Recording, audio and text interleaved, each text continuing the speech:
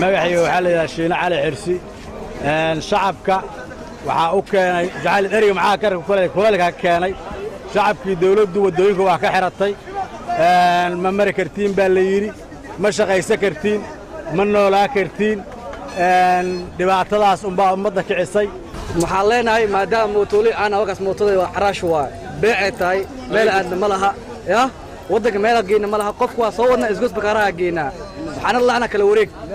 wareegna waa ku qaadnaa qof kale xagga qaado maka bixi karno saakay shalay darad waxaan laga maraa 7 qofood aan laga maraa oo dad maka bixi karno maadaama aan mootooleynahna shaqada anaga abuuranay dawladdu ma abuuranin ya saaxib macaane waddanka waa inaan ka baxnaa ama tahriib aadina mootada waa xaraashayna ama digala shacabka waxa loo qabto muqdisho degan waagii hore waa shaqay jiray 4 sano ka hor maantana shaqo la'aan nagu dhacday dawladda meesha shaqo abuur loogu sameeyay leed ilaahay yaryaraay ragii walaalaheen naga yaray mootooyinka wata maanta wadada marlaayeen mid la dilo mid la xiro mid la ciqaaba laga dhigay marka waxa ka codsanaynaa inuu maamulka si degdeg ah gobolka Banaadir loogu sameeyo dawlad goboleed si degdeg ah wax looga qabto waddanka haddaan laga qaban dadweynaha way isbaran doonaan iyo dawladda barasho wanaagsan waxa la yiraahdaa Cabdirasaaq Saalax Cabdullaahi oo ka mid ah dadweynaha magaalada Muqdisho aad iyo aad aaga xumahay horta masaakiinta maanta la laayay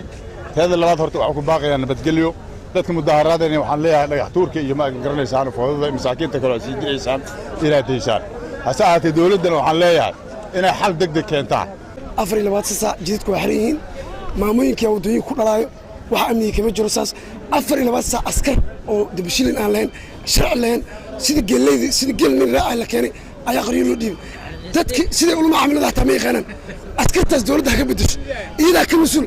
iidaa libis ku soo gelis iidaa qar ugu dhiibtay waxaas waa inay qaadataa mas'uuliyaddeeda